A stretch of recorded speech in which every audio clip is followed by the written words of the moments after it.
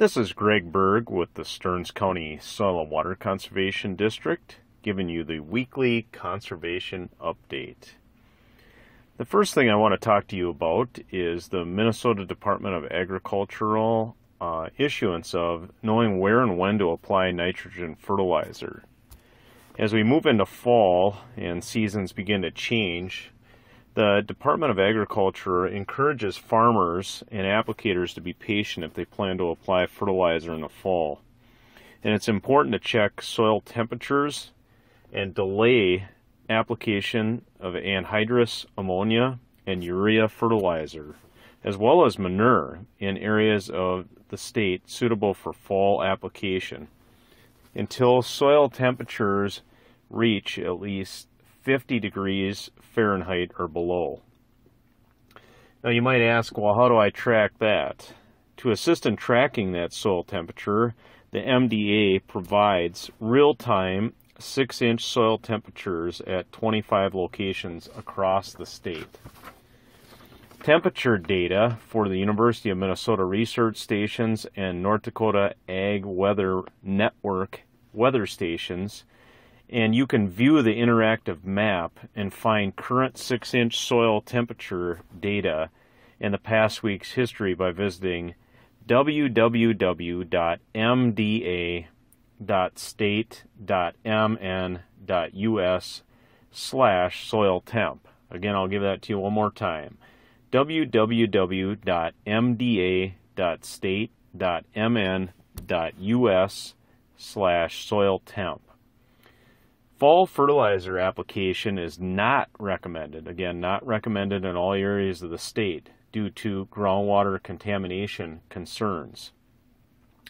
Regions with coarse textured soils, areas over bedrock, and regions with karst geology are the most vulnerable when it comes to nitrate loss and groundwater contamination. And beginning in the fall of 2020, fall fertilizer application in these vulnerable regions will not be allowed under MDA's groundwater protection rule. And you can view a map of the vulnerable regions of the state at the MDA website and look for vulnerable area map. Again, those vulnerable areas and protected areas as of the fall of 2020 are on the MDA site vulnerable area map. In other areas of the state where fall nitrogen fertilizer application is allowed, again, it's encouraged to delay that application in soil temperatures until soil temperatures are cooled to below 50 degrees Fahrenheit to prevent loss, protect water quality, and ensure more nitrogen will be available for next season's crop. And that's probably the most important part to most of you out there, is to make sure that it's available. At cooler soil temps, the incorporated fertilizer is less likely to be converted to water-soluble nitrate. And once converted to nitrate, it can be moved by water percolating through the soil, leaching out of the root zone. This commonly occurs in the early spring when the soil's thawed. Although a soil temperature network was established to support application of commercial fertilizer, which I've been talking about, it's equally useful for applying manure in the fall.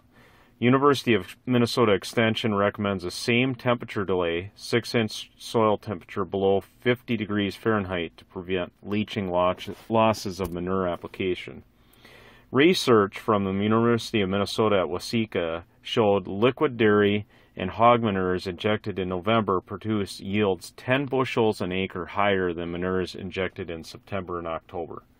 So again, if you can hold off, you're going to see better yields in the spring more than likely if you apply this once the temperature of that soil cools down.